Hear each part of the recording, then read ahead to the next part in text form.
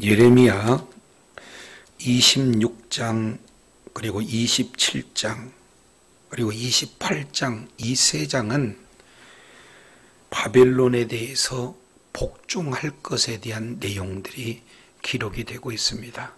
이걸 조금 더 자세히 살펴보면 오늘 읽어본 27장 그리고 28장 이 내용은 멍에에 대해서 말씀을 하고 있고, 그리고 29장은 편지에 대한 내용이 기록되고 있습니다. 그래서 멍에와 편지 이 두 가지의 공통적인 내용은 바로 바벨론 포로에 관련된 내용이 기록이 되고 있습니다. 자, 그 중에 예레미야 27장 1절부터 11절까지 이 내용은 이제 남유다 주변국에 대한 그런 심판을 말씀하고 있어요. 그러니까 바벨론으로 이제 가서 바벨론을 섬기되 저항하지 말아라. 저항하게 되면 멸망받게 되어진다 하는 내용이 27장 1절부터 11절에 기록이 되겠습니다. 그러면 이제 12절부터 22절까지 이 내용은 유다에 대한 권고입니다. 그러니까 유다 역시 마찬가지로 바벨론 왕을 섬겨라, 이런 어떤 권고를 진행해요. 그렇지 않게 되어지면 멸망을 당하게 된다. 이걸 조금 더 자세히 살펴본다면 12절부터 15절까지는 유다 왕 시드기야에 대해서 이제 메시지를 전하는 거죠. 바벨론 왕을 섬겨라. 그리고 두 번째 내용은 16절부터 21절까지 내용을 살펴보면은 바로 제사장과 백성들을 향해서 이제 유다 왕 바벨론 왕을 섬겨라, 이렇게 표현해. 그래서 공통적인 내용은, 전체 주제는 바벨론 왕을 섬겨라, 이것을 바벨론의 멍에를 메어라, 이렇게 표현을 하고 있습니다. 그래서 최종적인 결론으로 22절 우리 하나님께서 이제 내가 이것을 돌보는 날까지 한정적인 기간을 말씀하시고, 그 후에는 내가 다시 이곳에 옮겨오겠다 하는 심판과 그에 따른 회복의 메시지가 기록되고 있어요. 그래서 오늘 27장 12절부터 22절까지 내용을 근거해서 바로 돌보시는 하나님이라는 제목으로 은혜를 나누고자 합니다. 다시 22절, 그것을 바빌론에 옮김을 입고 내가 그것을 뭐하는 날까지, 돌보는 날까지 거기 있을 것이다, 이렇게 표현하고 있습니다. 그래서 이 하나님의 돌보심이 어떠한 그런 은혜가, 어떠한 회복의 역사가 나타나는가, 오늘 한 절 한 절 우리가 살펴보면서 이제 하나님의 크신 은혜를 이제 삶 속에 적용할 수 있는 그런 역사가 있기를 원합니다. 자, 이제 12절 내용을 보면은 이런 말씀을 하고 계시죠. 자, 12절 보니까 내가 이 모든 말씀대로 유다 왕 시드기야에게 전하여 이르되 그랬습니다. 그러면 결국 지금 대상이 누구냐라고 이렇게 살펴본다면 바로 유다 왕 시드기야에게 하나님의 말씀을 대언하는 예레미야 선지자를 볼 수가 있어요. 자, 그 이전에 27장 1절 2절 이 내용을 보면은 이제 시대적인 배경은 시드기야 시대 내용입니다. 자, 2절 보면은 너는 줄과 멍에를 만들어서 이렇게 표현하고 있죠. 그러니까 이제 다 알아들을 수 있는 그런 내용으로 지금 메시지를 전하는데 그 전한 대상은 바로 5 그런 주변 왕들에 대한 내용입니다. 3절에 보니까 이제 시드기야가 중심이 되어지고 그리고 모두 다 동맹을 이렇게 진행을 해서 반 바벨론을 이렇게 동맹을 맺는 그런 자들이에요. 그래서 에돔왕, 모압왕, 암몬왕, 그리고 두로왕, 시돈왕 이런 자들에게 멍에를 질 것을 뭡니까? 권면하는 거예요. 그래서 7절 내용을 보니까 열방이 그와 그 아들과 그 손자들을 섬겨라. 그리고 8절 나 여호와가 말하노라 바벨론 왕 느부갓네살을 섬기지 아니하는 국민이나 그 목으로 바벨론 왕의 멍에를 매지 아니하는 백성은 내가 그 손으로 진멸시키기까지 칼과 기근과 전염병으로 뭐하리라? 벌하리라. 그러니까 주변 그런 동맹국에 대해서 우리 하나님이 바벨론을 섬겨라고 권면하고 있어요. 만약에 바벨론을 섬기지 않을 때는 하나님께서 친히 바벨론을 들어서서 그들을 멸하겠다 이렇게 표현합니다. 근데 이런 일을 방해하는 내용이 있어요. 그게 뭐냐면 10절 거짓 예언자들이 일어나서 바벨론 왕 멍에를 매지 말라 이런 유혹의 역사가 있다 할지라도 그들의 말을 듣지 말고 이제 바로 참 선지자 예레미야의 그런 어떤 메시지를 듣고 바벨론에 순종해라 하는 내용을 이제 말씀을 하고 있다면 이제는 그 대상을 바꾸어서 시드기에게 직접 얘기합니다. 그 내용이 12절 중반절에 이렇게 표현을 하고 있지요. 보면 왕과 백성은 바벨론 왕의 멍에를 목에 메고 그와 그 백성을 섬기소서 그리하면 살겠습니다. 이렇게 말씀하고 있어요. 그러니까 바벨론에 절대적으로 항복하라는 거예요. 가서 조공을 이제 요구하면 조공을 바치고 노역을 얘기하면 노역을 하고 또 군사를 징집하면 군사를 이렇게 내놓고 절대적 이렇게 항복을 하는 그런 메시지를 전한 겁니다. 근데 이것을 이를테면 한 나라의 왕에게 이 내용을 하는 것은 사실은 받아들이기가 쉽지 않잖아요. 그런데 유다 왕 시드기야에게 예레미야가 이제 하나님의 말씀을 대언합니다.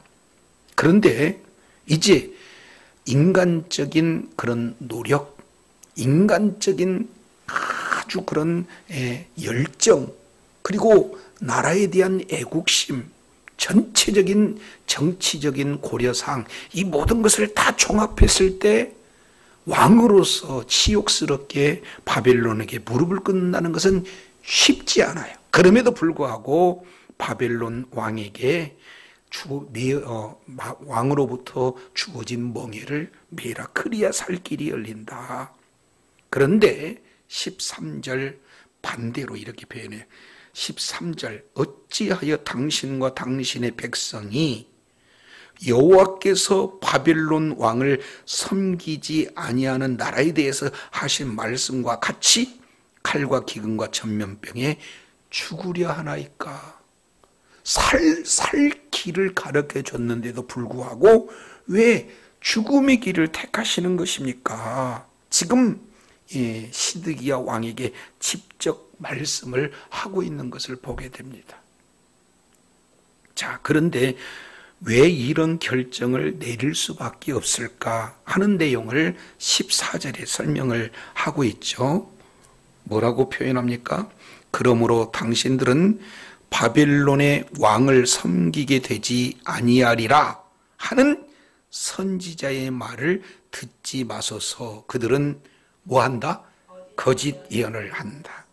그러니까 시드기야 왕에게 참 선지자가 말하고 또 다른 편에서는 거짓 선지자가 말을 하는데, 참 선지자는 바벨론의 멍에를 메세요 라고 얘기하고 있고, 반대로 거짓 선지자는 절대 멍에를 맬 일이 없을 것입니다 라고 거짓 예언을 하는데, 이제는 시드기야 왕이 그 내용을 들었을 때 하나님의 말씀을 드려야 되는지 아니면 거짓 예언자의 말씀을 드려야 되는지 분별을 해야 되는데, 지금 안타깝게도 시드기야는 참 선지자에는 예레미야를 통해서 하신 하나님의 말씀보다는 하나님께서 보내지 않고 자의적으로 이제 애국심을 부추기고 인간적인 노력을 지금 부추기는, 그런 열심을 부추기는 거짓 선지자의 말을 이렇게 들을 수밖에 없다. 그러면서 안타까운 표현으로 이런 표현을 합니다. 15절 내용을 보니까, 이는 하나님의 말씀이니라 내가 그들을 뭐하지 않았다? 보내지 아니하였다. 하나님께서 직접 나는 그들을 보내지 않았는데도 불구하고 그들이 나에게 보냄을 받는 것처럼 지금 미혹하고 있다는 안타까운 마음을 전하는 거예요. 그리고 그들이 내 이름으로 거짓 예언을 하니 내가 너희를 몰아내리니 너희와 너희에게 예언하는 선지자들 멸망하리라. 이렇게 표현하고 있습니다. 자, 그러면 여기서 우리가 한번 이렇게 생각해 볼 필요가 있습니다. 시드기야는 어떤 말을 이렇게 들어야 될까 하는 그런 분별력을 요구하고 있는 것을 우리가 어떻게 분별할 수 있을까, 이런 어떤 부분들을 우리가 생각해 볼 수가 있지요. 자, 그러면은 모든 것의 기준은 하나님의 말씀인 줄로 믿습니다. 그러니까 말씀에 벗어나서 아니면 말씀에 근거해서 그 말씀이 기준이 되어졌을 때 우리가 이것이 거짓인지 참인지 이것을 분별할 수가 있다. 이것을 살펴볼 수가 있어요.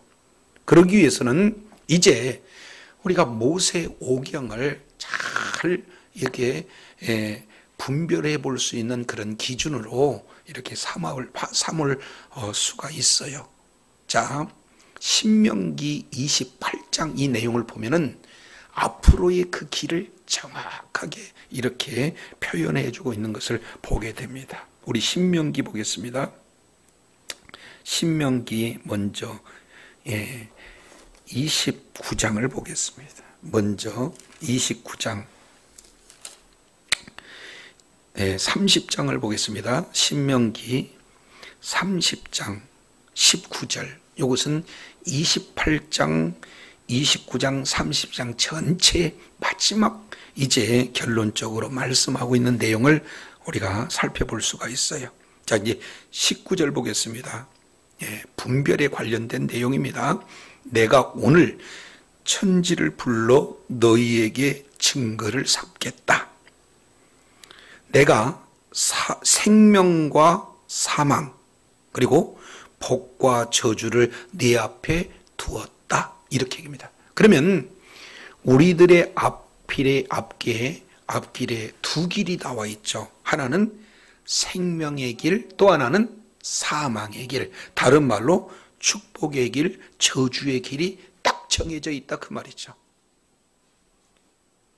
그런데 우리 하나님의 마음은 어떤 건가? 너와 내 자손이 뭐 하기 위해서? 살기 위해서 생명을 택했으면 좋겠다가 하나님의 마음이에요. 그러면 생명을 택하려면 어떻게 되느냐? 내 하나님 여호와를 사랑하고 그 말씀에 순종하고 또 그에게 뭐 해라? 의지해라. 옛날 성경은 부종해라. 딱 붙어 있어라. 이렇게 말씀하고 있어요. 그래서 이미 하나님은 생명과 사망, 복과 저주의 그 길을 우리 앞에 두었다. 그래서 어떤 것을 선택하느냐에 따라서 그 결과가 사망으로 나타나든지 생명으로 나타나든지 할 것이다. 그래서 살기 위해서는 말씀 붙들어라, 이런 말씀을 하고 있어요. 그러면 이 내용을 조금 더 구체적으로 표현을 이렇게 하고 계신 그런 장면을 우리가 살펴보겠습니다. 자, 신명기 28장 보시겠습니다. 이 말씀을 이해하게 되면 오늘 본문 내용은 그대로 풀려지는 거예요. 자, 28장 1절. 내가 내 하나님 여호와의 말씀을 삼가 듣고 내가 오늘 너희에게 명하는 이 그 모든 명령을 지켜 행하면 내 하나님 여호와께서 너를 세계 모든 민족 위에게 뛰어나게 하실 것, 그랬죠. 그러니까 말씀을 듣고 그 말씀대로 순종하는 자리에 있으면 하나님께서 이제 세계적인 그런 뛰어난 자녀가 되게 해주겠다, 이 말씀을 하고 있어요. 그러면서 조금 더 구체적으로 2절에 내가 내 하나님 여호와의 말씀을 순종하면 그 다음에 이 모든 복이 내게 임하리니, 그러니까 복의 길을 걸으려면 하나님의 말씀을 순종하는 그런 가운데 거했을 때 그 복은 나타난다. 그래서 3절 성읍에서도 복을 받고 들에서도 복을 받고, 그리고 계속 복을 얘기하면서 6절에 들어가도 복 나와도 복, 이렇게 표현한다 그 말이죠. 그러면 결국 하나님의 말씀에 순종했을 때 나타나는 결과는 뭡니까? 복이다. 이것 머릿속에 기억하시고, 자 이제 15절 반대입니다. 내가 만일 내 하나님 여호와의 말씀을 순종하지 아니하여 내가 오늘 네게 명하는 그 모든 명령과 규례를 지켜 행하지 아니하면 이 모든 저주가 네 앞에서 미친다. 그래서 내가 성읍에도 저주받고 들에서도 저주받고, 쭉 넘어가서 19절 들어와도 저주받고 나가도 저주받아. 그러니까 1절에서 14절까지는 하나님 말씀에 순종했을 때 나타나는 복을 말씀하고 있다면, 이제 28장 15절부터 이제 68절까지 연결되어지는 내용을 통해서 보면은 말씀에 불순종하면 저주가 임한다. 이 내용을 우리가 이제 신명기 28장 내용을 통해서 우리가 살펴봅니다. 그러면은 저주가 뭔가 하는 내용을 살펴보게 되어지면, 첫 번째, 자 22절 이렇게 표현합니다. 여호와께서 폐병과 열병과 상한과 학질과 한재와 풍재와 썩는 재앙으로 너를 뭐하리니? 치리니. 그러니까 말씀에 불순종하면 첫 번째 어떤 것이 나타나느냐? 질병이 나타난다. 이렇게 말씀을 하고 계세요. 자, 두 번째 내용을 통해서 살펴보면, 그 뒤에 보면은 이런 내용이 있습니다. 자, 36절, 36절. 여호와께서 너와 내가 세울 내 임금을 너와 내 열조가 알지 못한 나라로 뭐하리니? 하나님께서 이제 이방 나라로 끌어간다. 이것도 저주다. 이렇게 표현을 하고 있는 겁니다. 자, 그런데 중요한 내용이 이 부분에 소개가 되고 있습니다. 자, 이 48절 보겠습니다. 내가 줄이고 목마르고 헐벗고 모든 것이 핍절한 중에 여호와께서 보내사 너를 치게 하실 대적을 섬기게 될 것이니 그가 뭐를 내 목에 메워서 멸한다? 철멍에를 매게 한다. 지금 여기에서 하나님께서는 일찍이 지금 가나안 땅 들어가기도 전에 하나님의 말씀에 불순종하면 저주가 임하는데, 그 저주 가운데 내용 하나가 이제 대적에게 끌려간다. 철멍에를 목에 메워서 결국에는 멸망되어진다는 것을 미리 말씀을 하고 있다. 이것을 보게 됩니다. 자, 이제 이 내용을 머릿속에 기억하시고 오늘 본문을 보겠습니다. 그러면 지금 예레미야 27장 12절 바벨론 왕이 멍에를 메고 그 백성을 섬기소서 이런 내용이라면 신명기 28장 47절, 48절 이 내용을 통해서 본다면 시드기야는 말씀에 순종했을까요? 불순종한 자리에 있었을까요? 그럼요. 이미 신명기 28장 47절, 48절 기준으로 보니까 이들은 말씀에 불순종했기 때문에 나타나는 그런 현상이 있다. 그래서 예레미야는 이제 그 말씀에 근거해서 이렇게 뭡니까? 하나님의 말씀을 대언했어요. 그러면 시드기야 왕 입장에서는 내 마음, 내 소원, 나 끌려가고 싶지 않다. 그런 어떤 내용보다도 지금 현재 내가 있는 자리가 말씀을 순종하는 자리에 있느냐 아니면 말씀을 불순종하는 자리에 있느냐를 말씀을 기준으로 해서 나를 그 속에 적용해 보면 지금 나에게 들려지는 것이 참 선지자의 메시지가 바른 건지 아니면 내가 원한다 할지라도 내가 있는 그 자리가 말씀에 불순종하는 그런 내용이므로 나를 이롭게 좋은 내용을 가지고 평안을 선포한다 할지라도 이것은 거짓 선지자의 말이다.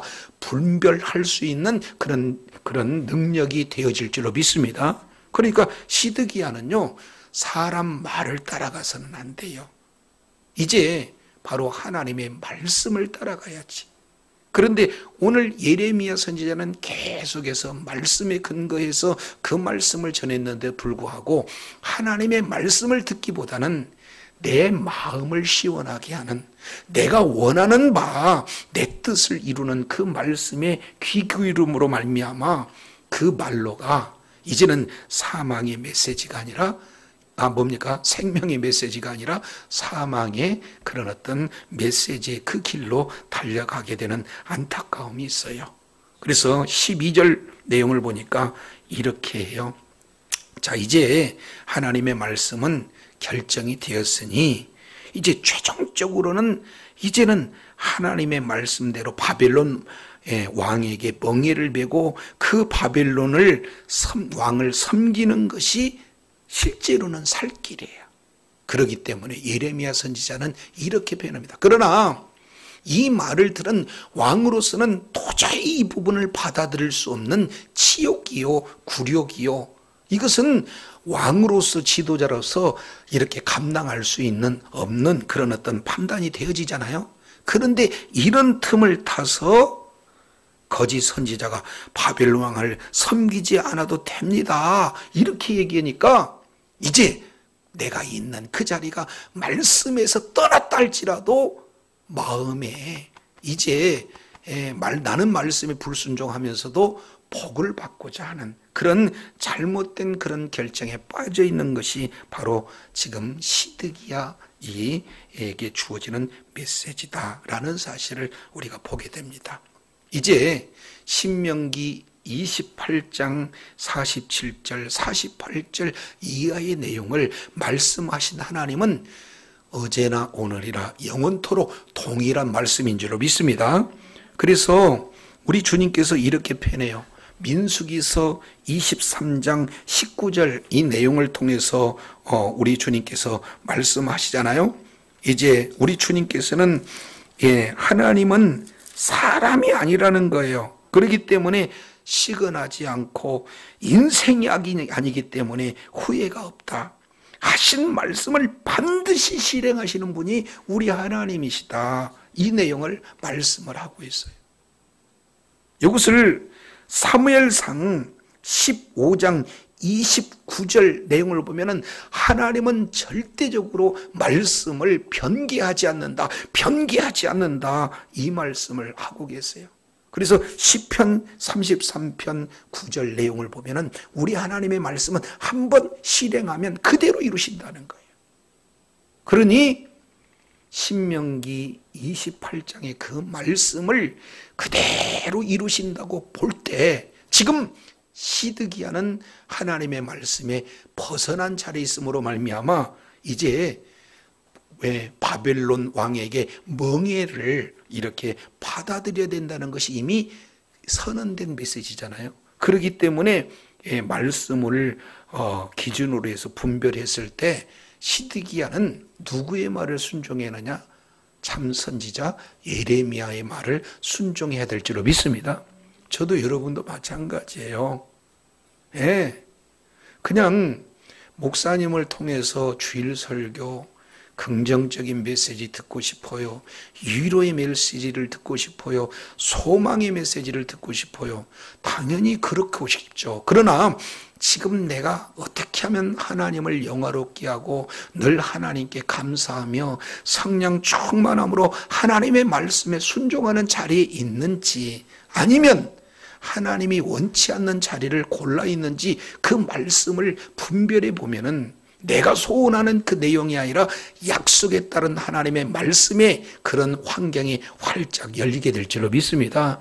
그래서 무엇보다도 우리는 하나님의 말씀을 마음 가운데 가득 채우고 그 말씀의 기준이 되고 그 말씀에 순종하는 자리에 있을 때 사람의 말이 아닌 하나님 말씀을 통해서 하나님의 놀라운 은혜 가운데 거하게 될 줄로 믿습니다.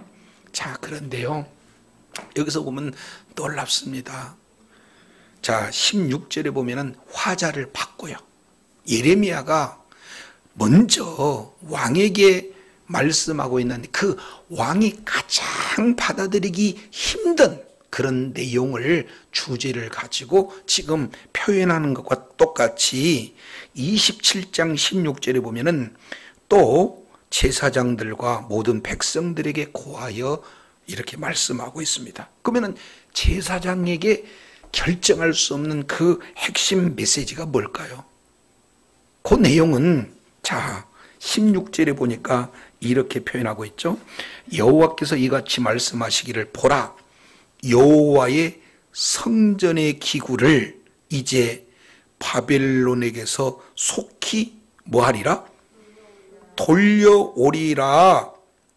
너희에게 예언하는 선지자들의 말을 뭐하지 말라? 왜냐하면 그들이 뭘 하기 때문에? 여호야긴 시드기야. 그러면은 이미 여호야긴을 통해서 바벨론 1차, 2차 침략에 이어서 성전의 기구들을 상당히 많이 가져갔다 그 말이에요. 그러면 제사장 입장에서는 이제는 성전에서 형식적인 제사를 할지라도 그들은 제사를 드리기를 원하는 그런 마음이 있잖아요. 그러니까 거짓 예언자들은 그들이 가장 잘 이렇게 관심을 가지고 있는 그런 성전 기물이 이제 성물들이 다시 빼앗겠지만 돌아온다, 이런 내용만큼 좋은 기쁜 소식이 어디가 있겠어요. 그런데 우리 주님께서는 그런 자들을 향해서 바벨론의 멍에를 메라 이렇게 말씀하고 있습니다. 그죠? 그러면 바벨론의 뭡니까? 멍에를 메라는 메시지를 제사장 입장에서는 듣고 싶겠어요? 아니면 성전 이미 뺏겼지만 그 성전의 성구를 다시 돌려받은 것이다 라는 그 메시지를 듣고 싶냐? 이거 보면은 얘기 안 해도 다 알 수 있는 거 아니에요. 그러니까 이 제사장들 역시 마찬가지로 거짓 예언자들한테 참 미혹되기 쉬운 그런 주제를 가지고 선언하니까 그들이 미혹돼서 받아들이지를 않아요. 지금 왕에게 가장 약한 부분, 그리고 제사장과 백성들에게 가장 약한 부분을 거짓 예언자들은 지금 뭡니까? 예언을 하고 있잖아요. 지금 이단들이 기존 교회 성도들이 와서 보면 그 사람을 미혹하려면 그 사람의 관심사가 뭔지를 다 분석할 거 아니에요. 그렇지 않습니까? 사업에 흥황되는 그런 내용이라든지 아니면 이제 무슨 종말론 신학에 대해서 궁금하면은 종말론 신학에 대한 그런 내용을 얘기하면은 상당한 수가 미혹이 되어져요. 지금 거짓 선지자들은 왕에게 그리고 제사장에게 꼭 이렇게 관심이 있을 만한 그런 주제를 가지고 거짓 예언을 하고 있으니 왕도 미혹되어지고 제사장도 미혹되어지는 그런 모습들을 살펴봅니다. 그러나 하나님의 말씀을 통해서 보면 제사장들 역시 마찬가지로 말씀에 벗어나 있는 그 자리에 있으면 우리 하나님께서 이미 말씀하신 대로 이제 먼 나라로 이렇게 나라가 옮겨지는, 그리고 철멍에를 밀 수밖에 없는 그런 환경은 나올 수밖에 없다, 이걸 보게 되어집니다. 우리가 이미도 예레미야의 선지자를 통해서 살펴봤지만, 자 다시 한번 보겠습니다. 예레미야서 7장 4절에 보면 이렇게 표현을 해요. 자, 예레미야가 성전에서 막 울부짖잖아요. 3절 하반절에 보니까 너희 길, 너희 행위를 바르게 해라. 그런데 4절 여호와의 전이다, 여호와의 전이다, 여호와의 전이다. 성전만 있으면 이상 없다. 자기들이 행하는 행위나 자기들이 걷는 길과 관계없이 하나님의 성전만 있으면 이상 없다. 이런 잘못된 그런 신앙을 가진 그런 자들을 말을 믿지 마라, 계속 지금 요구하고 있잖아요. 그러면서 7장 11절 성전에서 도적의 구렬로 만드는, 그리고 성전에서 우상을 숭배하는 그런 일들을 자행하니 우리 하나님께서 어떻게 지금 말씀하시는 거예요? 말씀에 불순종하고 하나님 자체를 거부하고 우상에게 숭배하는 그런 내용을 통해서 우리 하나님께서는 여호와의 순수한 신앙을 다시 한번 회복시키기 위해서 바벨론 포로로 끌려가게 하는 그런 내용을 지금 메시지로 전했는데도 불구하고 끝까지 거짓 선지자의 잘못된 그런 거짓 예언에 미혹되는 그런 상황을 우리는 살펴볼 수가 있습니다. 그래서 16절 하여튼 속히 돌아올 것이다, 이런 거짓 선지자들이 얘기를 하는데, 그럼에도 17절 27장 17절 하반절 보면 똑같은 메시지를 전해요.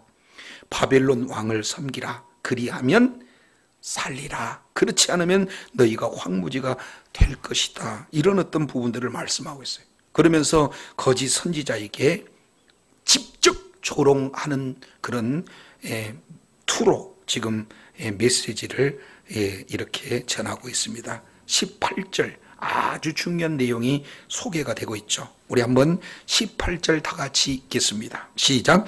만일 그들이 선지자이고 여호와의 말씀을 가지고 있다면 그들이 여호와의 성전에 와 유다의 왕의 궁전에 와 예루살렘에 남아있는 기구를 바벨론으로 옮겨가지 못하도록 만군의 여호와께 구해야 할지라.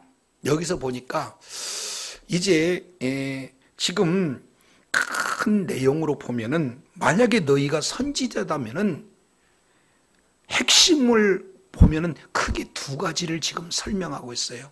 그러면은 선지자가 해야 할 일이 뭔가? 만일 너희들이 선지자라면, 거짓 선지자가 아니고 진짜 선지자라면 첫 번째입니다.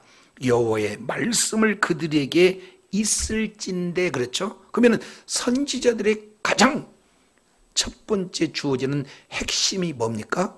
하나님의 말씀을 받아서 그 하나님의 말씀을 전하는 일, 이것이 선지자가 해야 할 일 아니겠습니까? 그러면 하나님의 말씀을 전해야 될 거 아니냐.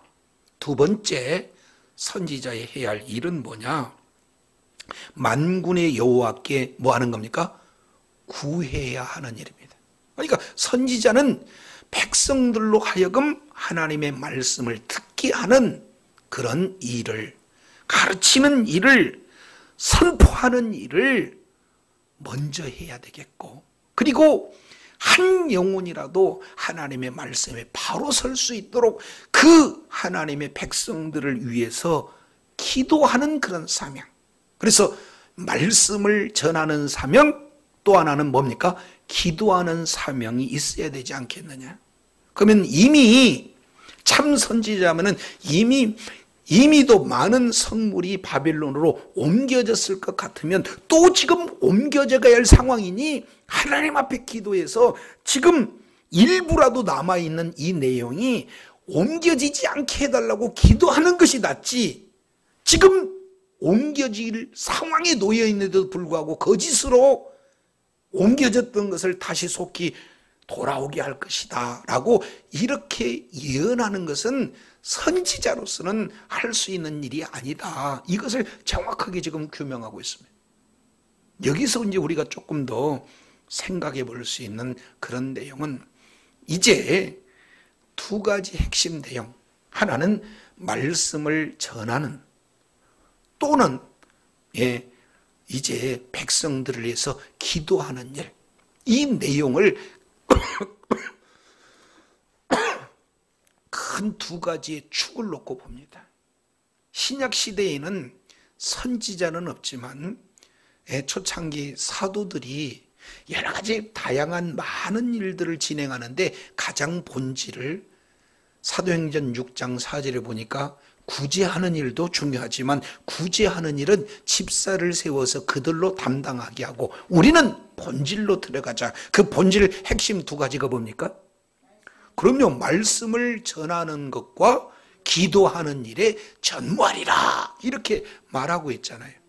결국 이들은 말씀을 전하지도 않고 백성들을 위해서 구하지도 않는 그런 선지자의 마땅히 해야 할 그 일들을 버리는 거짓 선지자이다라는 것을 지금 예레미야가 꼭 지적하고 있어요.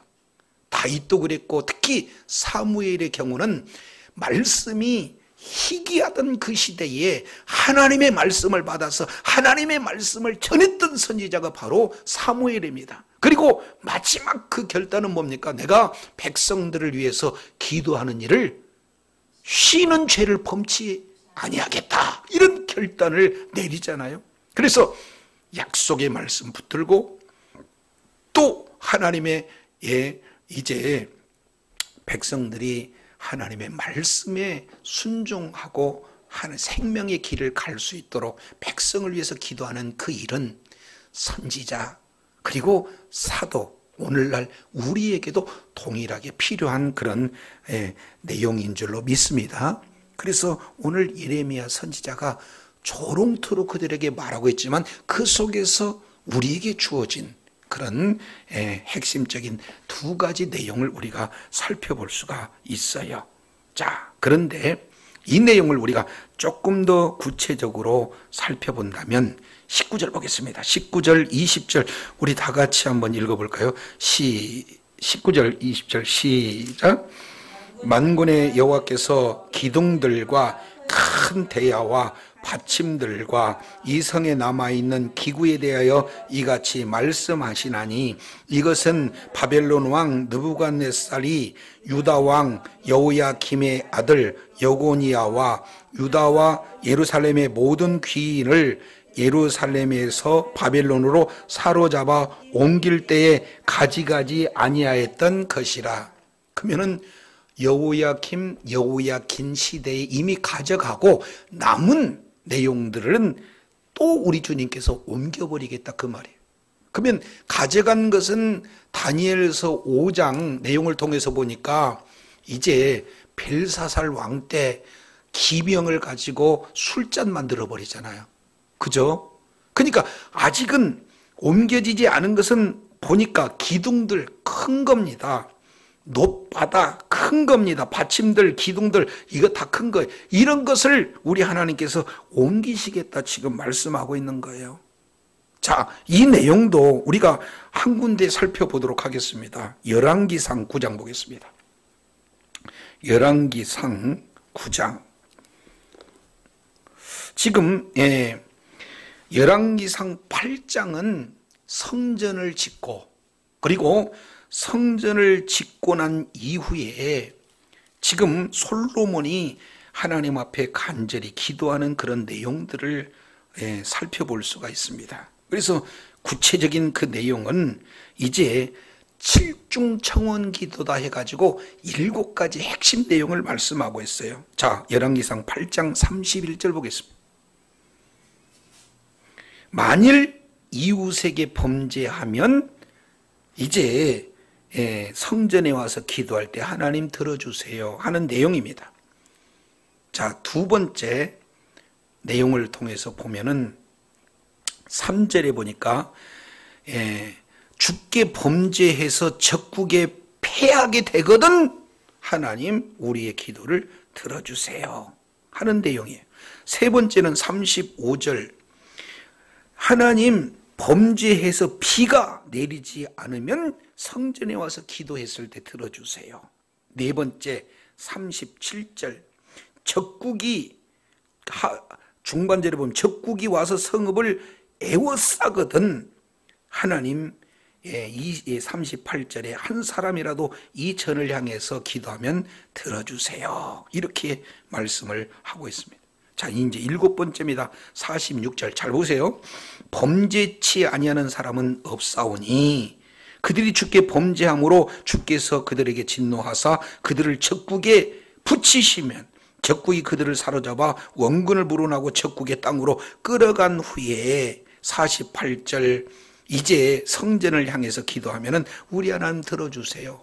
이것은 이미 솔로몬 시대에 있었던 그런 내용입니다. 근데 왕국 초기 있고 지금 왕국 말기에 있는 시드기야의 시대에 이미 이 성전에 관련된 내용을 지금 말씀하고 있어요. 이 내용에 대해서. 자, 그러면서 이 기도를 열왕기상 9장 내용을 보니까 우리 하나님께서 불로 응답을 하시는 것을 보게 됩니다. 자, 그러면서 아주 중요한 내용을 얘기하죠. 9장 6절 보세요. 만일 너희나 너희 자손이 아주 돌이켜 나를 쫓지 아니하고 내가 너희 앞에 둔 나의 계명과 법도를 지키지 아니하고 가서 다른 신을 섬겨 그들에게 숭배하면 9장 7절 다 같이 읽습니다. 시작. 내가 이스라엘을 나의 준 땅에서 끊어버릴 거요 내 이름을 위해 내가 거룩하게 구별한 이 무엇이라도 성전이라도 내 앞에서 뭐 해버리겠다. 그래서 이스라엘은 모든 민족 가운데 속담거리 이야기거리가 되게 하겠다. 그러니까 성전이 중요한 게 아니고 성전 안에서 계신 우리 하나님의 임재가 중요하고 그 하나님의 그런 어떤 임재하에서 하나님의 말씀에 순종함으로 늘 교제하는 삶을 우리 주님이 원하는 거예요. 그런데 성전 안에 하나님보다 조금 더 깊게 성전 안에 계신 하나님과의 그런 교제보다도 오히려 형식적인 성전이 마치 우상처럼 되어 있어서 성전만 있다고 하고 결국 성전에서 우상 숭배하면 우리 하나님께서 하신 말씀은 성전이라도 내가 버리겠다 하는 것이 이미 약속의 말씀 가운데 주어진 거예요.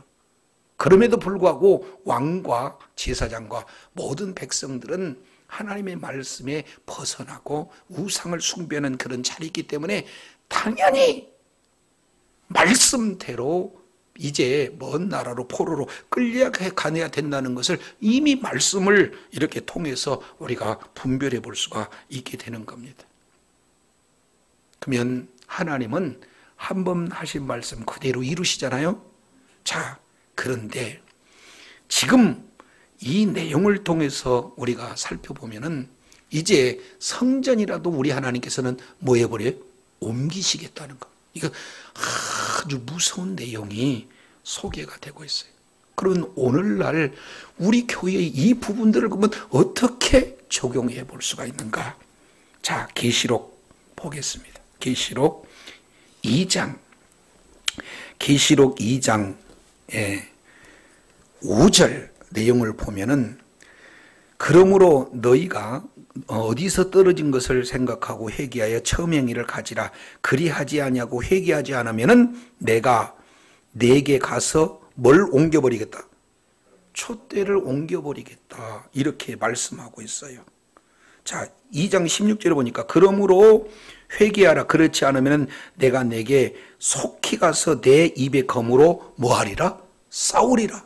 그러니까 우리 주님께서는 회개하지 않으면 촛대도 옮겨버리고 회개하지 않으면 하나님이 아예 싸워버리시겠다, 이런 어떤 내용을 말씀하고 있어요. 2장 21절 회개할 기회를 줬는데도 불구하고 회개하지 않는다. 22절 침상에서 던져버리고 큰 환난 가운데 던지고 23절 자녀들을 죽이리니, 이렇게 지금 아주 무시무시하게 말씀하고 있는 것을 보게 됩니다. 자, 그 뒤에 라오디게아 교회 내용을 통해서도 보면은 어떻게 봅니까? 16절에 보니까 이와 같이 미지근하여 더웁지도 않고 차지도 않으면 내 입에서 뭐 한다? 토해낸다. 그래서 이제 뭡니까? 아시아의 7 교회에 주어지는 그런 메시지를 보면은 칭찬받는 2 교회 외에 다른 교회에 회개할 것을 명령하고 회개하지 않으면 어떻게 돼요? 하나님께서 교회다 할지라도 이런 여러 가지 징계들을 지금 말씀하고 있는 것을 보게 됩니다. 그러니 성전에 하나의 그 성전 이 내용은 예수님 오시기까지 하나의 그림자고 실제 성전은 예수 그리스도인 줄로 믿습니다. 그러니까 하나님과의 긴밀한 교제가 중요하지, 그렇지 않습니까? 그런데 이스라엘 백성들은 하나님의 말씀보다도 형식, 외적인 그런 부분을 이렇게 더 중요하게 여겨서 우상처럼 이렇게 잘못된 그런 신앙을 우리 주님께서 강력하게 질타하고 있는 것을 보게 됩니다. 자, 오늘날도 역시 마찬가지예요. 자, 고린도전서 3장 16절 그리고 고린도전서 6장 19절 내용을 통해서 보면은 너희가 하나님의 성령이 거하는 성전인 줄 알지 못하느냐, 이렇게 말씀하고 계시잖아요. 그래서 이제 우리 교회가 무슨 뭐 좋은 교단이다, 큰 교회다, 뭐 행복한 교회다, 우리끼리는 그렇게 얘기할 수 있지만 그런 교회다 할지라도 음행 가운데 놓여져 있다. 그러면은 우리 하나님께서 뭐라고 말씀을 하고 계십니까? 16절에 보니까 너희 하나님의 성전인 것과 하나님의 성령이 너희 안에 거하심을 알지 못하느냐. 누구든지 하나님의 성전을 더럽히면 하나님이 그 사람을 멸하시리라. 하나님의 성전은 거룩하니 너희도 그러하니라. 6장 19절 내용을 보면은 동일하게 말씀하고 있어요. 너희 몸은 너희가 하나님께로부터 받은 바 너희 가운데 성령의 천인 줄 알지 못하니라. 너희는 내 것이라 값으로 산 것이니 그런즉 너희 몸으로 하나님께 영광을 돌리라. 오늘날도 이제 바로 교회 공동체, 그리고 공동체 안에 있는 각각 성도 한 사람 한 사람이 하나님이 거룩하니까 우리도 거룩해야 된다. 이미 모든 죄와 허물 때문에 예수님이 십자가에서 죽으셨던 그런 복음을 우리가 받아들이면 구원은 받아요. 이제 더 이상 지옥 갈 만한 그런 어떤 내용을, 예수 그리스도를 믿는 믿음이 확실한 이상은 이제 지옥과 관계없는 자예요. 그럼에도 불구하고 계속해서 하나님이 거룩하니 우리도 계속 거룩한 삶, 예수님을 닮아가는 삶, 그런 어떤 삶을 추구하지 않고 여전히 십자가에 죽으신 그런 죄악 가운데 있다 그러면은 징계가 따를 수 있다. 오늘 우리 주님께서 경고하고 계시잖아요. 그래서 오늘 본문 내용을 통해서 살펴보면은 왕에게 가장 치욕스러운, 제사장에게 가장 받아들이기 힘든, 뭔가 각 사람에게 정말로 받아들이기 쉬운 그런 내용을 가지고 거짓 선지자들이 이렇게 미혹하고 글 때 하나님 말씀에만 반듯하게 서 있고 그 말씀을 통해서 구분해 보면 우리가 얼마든지 구분해 볼 수가 있는 그런 내용을 우리가 살펴볼 수가 있습니다. 자, 이제 결론적이에요. 22절. 그러면 지금까지 주변 왕이나 주변국이나 왕이나 제사장들에게 바벨론을 이제 섬기라, 그래야 산다. 이 내용은 말씀을 근거해서 우리가 이것은 국수주의, 그것을 탈피하고 하나님의 시각으로 봤을 때는 예레미야가 오해는 받을 수 있어도 참 메시지를 전했다. 이런 어떤 내용들을 우리가 살펴볼 수가 있습니다. 예수 믿지 않는데 앞으로 잘 될 겁니다. 그 내용보다도 예수 믿지 않으면은 바로 지옥입니다. 우리가 선언할 수 있는 그런 어떤 내용이 돼야 되지 않겠습니까? 그래서 22절, 이제 전체를 이끌어갈 수 있는 핵심 키워드가 이렇게 소개되고 있습니다. 22절, 그것들을 바벨론에 옮겨지고 내가 그것을 뭐하는 날까지? 돌보는, 거기다가 밑줄 쫙 치는, 내가 이것을 돌보는 날까지. 그러면 우리 하나님께서는 심판 속에서 완전히 심판만을 하시겠다는 겁니까? 심판 속에서도 뭔가 제한을 두어서 하나님의 그러한 은혜, 하나님의 회복을 지금 말씀하고 있다는 것인가, 이렇게 보여주잖아요. 그래서 내가 이것을 돌보는 날까지 거기 있을 것이라. 영원히가 아니라 이제 돌봐주시는 날까지 거기에 있다가 그 후에는 내가 그것을 옮겨서 다시 이곳으로 오시리라. 그리고 마지막 이 말씀의 권위를 더 우리가 보기에 받아들이기 쉽게 뭐합니까? 여호와의 말이니, 이 말씀은 그대로 이루어진다는 거예요. 그렇기 때문에 이제 바벨론 포로 끌려간 그 상황 속에서 이제는 더럽혀지는 그런 신앙에서 정결한 신앙이 되어지고 여호와의 순수한 신앙이 회복되어지는 그 기간이 하나님께서 이제 예레미야 선지를 통해서 말씀해 주는 것이 예레미야 29장 10절 내용을 보니까 70년 이렇게 표현합니다. 그러면 70년이 되면 우리 주님이 어떻게 되는가, 이 부분들을 말씀하고 있잖아요. 이게 오늘 우리들에게 얼마나 큰 위로가 되는지 몰라요. 자, 이 말씀을 이해하기 위해서는 한번 따라합니다. 내가 돌아본다. 시작. 이것을 어려운 단어로 파카드 한번 따라하겠습니다. 파카드. 아주 중요한 단어예요. 파카드. 하나님이 돌보신다라는 뜻이에요. 이것을 원문 그대로 보면은 하나님께서 방문하시다, 이런 뜻입니다. 하나님께서 신방하시다라는 뜻이에요. 우리가 신방을 하게 되면 그 집의 사정들을 잘 보잖아요. 이 가정에 건강이 필요하거나 물질이 필요하거나 아니면은 화평이 필요하거나 가서 구석구석 살펴보면 알 수 있잖아요. 그러나 인간은 이 모든 내용을 다 보고 위에서 기도는 할 수 있고 일부 도움은 줄 수는 있어도 온전히 책임은 못 져요. 그러나 우리 하나님께서 신방하시면, 우리 하나님께서 돌보시면 모든 문제가 해결이 될 줄로 믿습니다. 그래서 내가 돌본다, 이 내용이 우리들에게는 얼마나 큰 은혜인지 몰라요. 자, 이 내용을 출애굽기 우리가 살펴보면은 출애굽기 이 말씀이나 출애굽기 3장 16절, 모세가 이제 하나님으로부터 소명 받아서 이제 하나님 제가 가서 이끌어낼 때 애굽에 있는 형제들이 하나님의 이름이 뭐냐고 이렇게 물어보면 어떻게 합니까? 하면서 우리 하나님께서 여기에서 내가 돌보다라는 단어를 써요.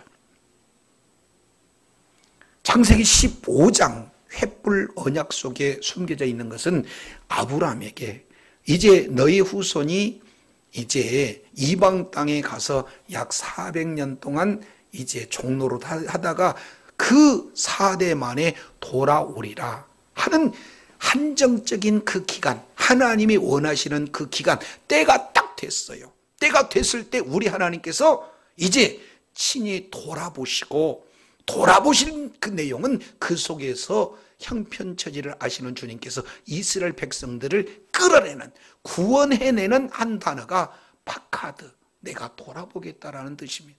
이 내용은 출애굽기 4장 31절에도 동일하게 적용되고 있습니다.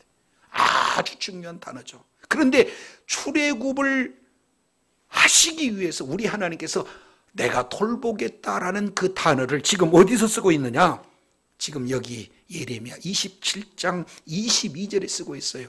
바벨론 포로로 끌려가서 하나님이 원하는 그 기간이 차게 되어지면 우리 주님께서 방문하시겠다는 거예요. 우리 주님께서 신방하시겠다. 다른 말로 본다면 거기에서 구원해 내시겠다 하는 그 내용을 한 단어로 뭡니까? 내가 돌보신다라고 이렇게 표현해요. 따라서 바벨론 포로에서 복귀하는 내용을 학자들은 제2출애굽 이렇게 표현합니다. 여기서 문자적으로도 우리가 그 내용을 알 수 있게 되는 거죠. 자, 우리 하나님께서 이제는 말씀에 불순종하고 불순종에 태어난 우리가 내용은 우리들의 모습을 에베소서 2장 1절에 보면은 진노의 자녀들이잖아요. 마귀 속박에서 이제 하나님의 자녀가 아닌 마귀의 종으로서 하나님의 나라를 다스리고 통치하는 그 자리에서 이제 우리가 오히려 사단의 철저한 종노릇 할 수밖에 없는 그 지경에 하늘 보좌를 버리시고 낮고 천한 이곳에 하나님이 육신의 몸을 입고 이 땅에 저와 여러분을 위해서 방문하셨어요. 십자가의 죽으심으로 저와 여러분을 죄와 사망에서 구원해 주시는 사건이 바로 저와 여러분에게 은혜인 줄로 믿습니다. 우리가 뭘 잘나서 우리가 기도해서 우리가 뭔가를 행해서 구원의 조건이 있어서가 아니라 우리 하나님께서 돌보신 우리 하나님께서 은혜 베풀어 주셨기에 우리가 온전한 약속의 말씀에 근거해서 구원받고 하나님의 자녀가 되고 하나님 나라의 소망으로 살아가게 되는 줄로 믿습니다. 오늘 유다왕 시드기야 동시대에 살았던 바로 제사장과 백성들 하나님의 말씀에서 벗어났음에도 불구하고 자기 마음 가운데 듣기 좋은 마음 가운데 자기 욕심을 채울 수 있는 그런 이제 사람의 말을 하나님의 말씀보다 더 귀하게 여김으로 말미암아 살리라 하는 자리보다는 멸망당하는 그런 자리에 있을 수밖에 없는 그런 모습들을 살펴보면서 우리가 어떤 상황 속에서도 말씀으로 충만케 하고 그 말씀으로 구분해서 하나님의 말씀에 순종하는 자리에 있음으로 말미암아 생명길을 걷는 저와 여러분이 되어야 될 줄로 믿습니다. 늘 말씀으로 분별하는 삶을 사는 그런 은혜가 있어야 될 줄로 믿습니다. 그리고 말씀 속에서 나타난 것처럼 말씀을 가르치는 것과 기도하는 일에 전무했던 사도들처럼 하나님의 말씀을 붙들고 그 말씀의 약속대로 기도하는 그 자리에 있어야 될 줄로 믿습니다.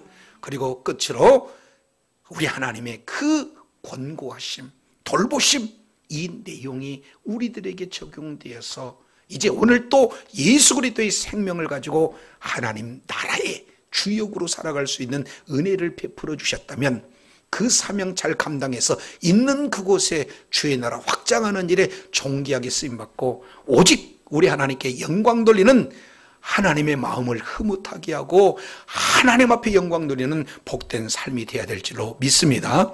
기도하겠습니다.